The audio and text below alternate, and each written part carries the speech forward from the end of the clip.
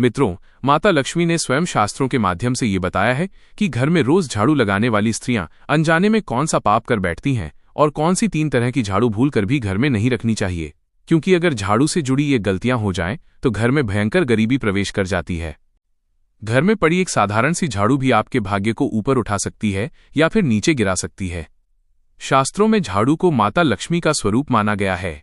सही समय, सही दिशा और सही भावना से किया गया इसका प्रयोग जीवन में सुख, शांति और समृद्धि लाता है। लेकिन अगर झाड़ू का अपमान हो जाए तो वही झाड़ू मनुष्य को कंगाली की ओर धकेल देती है।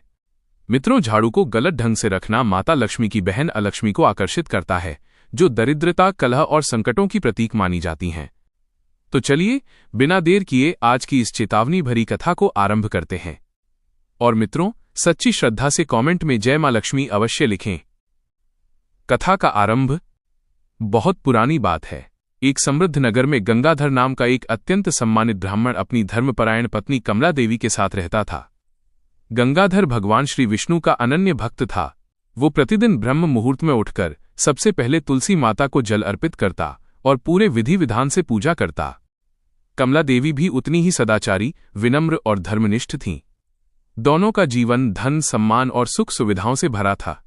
लेकिन एक कमी थी जो उन्हें हर क्षण भीतर से कचोटती रहती थी: संतान का अभाव। दोनों ने वर्षों तक व्रत रखे, दान किए, मंदिरों के चक्कर लगाए, न जाने कितनी बार भगवान के सामने सिर झुकाया, और अंततः भगवान ने उनकी प्रार्थना सुन ली। एक शुभ दिन कमला देवी ने एक सुंदर कन्या को जन्म दिया। ऐसा लगा मानो स्वयं देवी लक्ष्मी उनके घर अवतरित हो गई हों। कन्या का नाम रखा गया प्रिया। जन्म से ही वो माता पिता की आंखों का तारा बन गई। कहते हैं शिवजी के सावन सोमवार के व्रत और अनेक मन्नतों के कारण ही यह कन्या प्राप्त हुई थी। प्रिया की हर छोटी बड़ी इच्छा पूरी की जाती। उसे देखकर लगता था मानो उसका जन्म किसी राजमहल में हुआ हो। वह गंगाधर की समृद्धि और प्रतिष्ठा की इकलौती वारिस थी। समय बीतता गया, प्रिया बड़ी होने लगी। शुक्ल पक्ष के चंद्रमा जैसी सुंदरता उसके चेहरे पर झलकने लगी।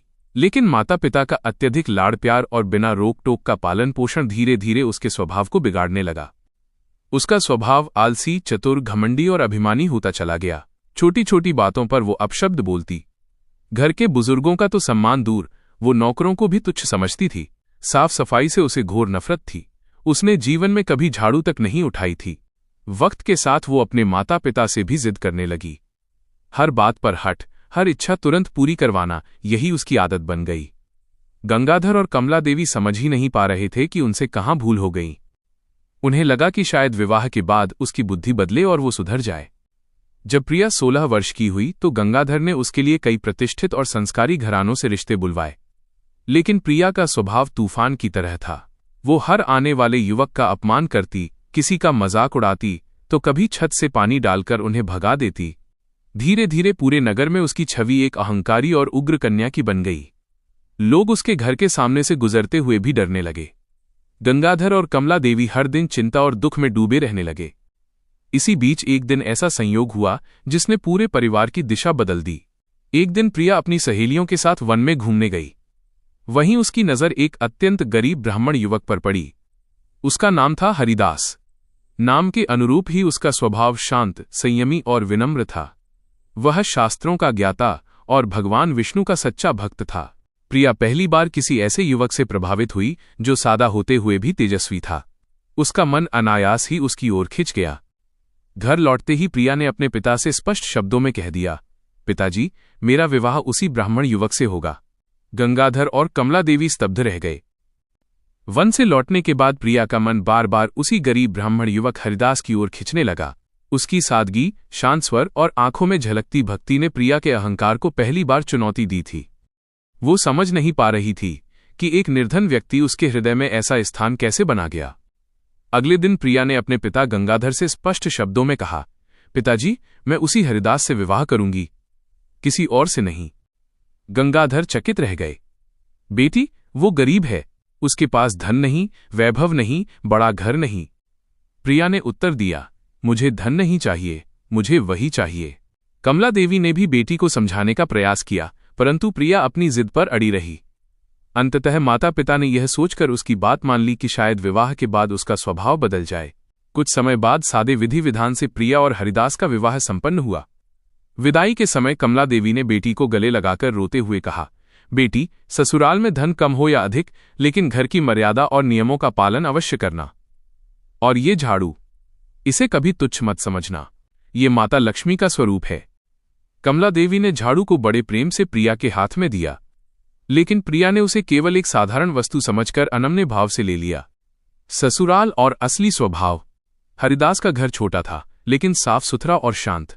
सास ससुर सरल हृदय और संतोषी थे। घर में धन कम था, पर संस्कारों की कोई कमी नहीं थी। शुरुआत के कुछ दिन प्रिया ने सब्र दिखाया, लेकिन उसका अहंकार शीघ्र ही बाहर आने लगा। उसे घर के काम बोझ लगने लगे। झाड़ू पोंछा करना उसे अपमान जैसा लगता। वो अक्सर कहती, मैं गंगाधर की बेटी हूं, झाड़ू मेरे बस की बात नहीं। धीरे धीरे उसने झाड़ू को हाथ लगाना ही बंद कर दिया। कभी झाड़ू पैर से सरका देती, कभी उसे उल्टा रख देती, तो कभी रात के अंधेरे में झाड़ू लगाकर कूड़ा तुरंत घर से बाहर फेंक देती।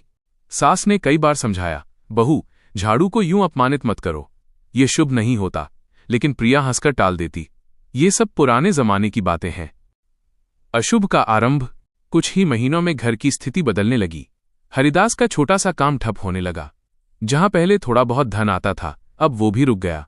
घर में बिना कारण कलह बढ़ने लगी। सास ससुर बीमार रहने लगे, खर्च बढ़ने लगे, आमदनी घटने लगी। उधर गंगाधर के घर भी विपत्ति आने लगी। व्यापार में घाटा, सम्मान में कमी और अचानक धन की हानि। कमला देवी मन ही मन घबराने लगी। उन्हें बेटी की दी हुई झाड़ू की याद आई, जिसे उन्होंने सम्मान के साथ सौंपा था।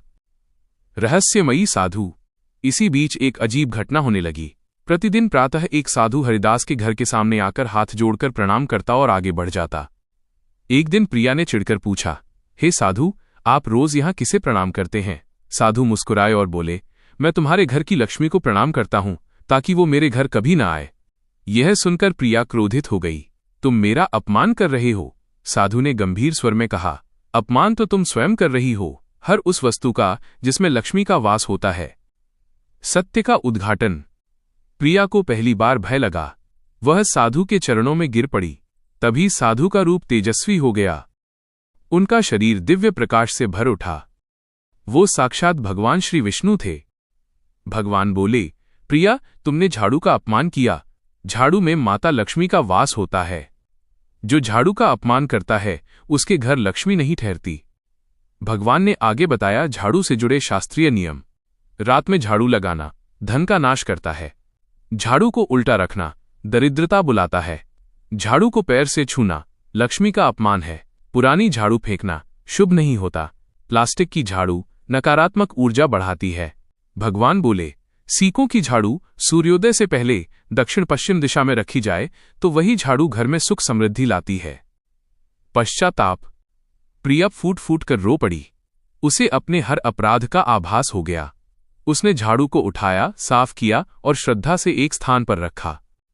उस दिन के बाद उसने स्वयं घर की सफाई शुरू की। सास ससुर की सेवा करने लगी। अहंकार त्याग दिया। धीरे धीरे घर में शांति लौटने लगी। हरिदास का काम चल पड़ा। दरिद्रता का अंधकार छटने लगा। सीख। मित्रों, ये कथा हमें सिखाती है कि झाड़ू केवल सफाई का साधन नहीं, ये आपके भाग्य की कुंजी है। झाड़ू का सम्मान इक्वल्स लक्ष्मी का सम्मान, झाड़ू का अपमान इक्वल्स दरिद्रता का स्वागत। यदि आप चाहते हैं कि आपके घर में धन, शांति और सुख बना रहे, तो आज से ही झाड़ू को सम्मान देना शुरू करें।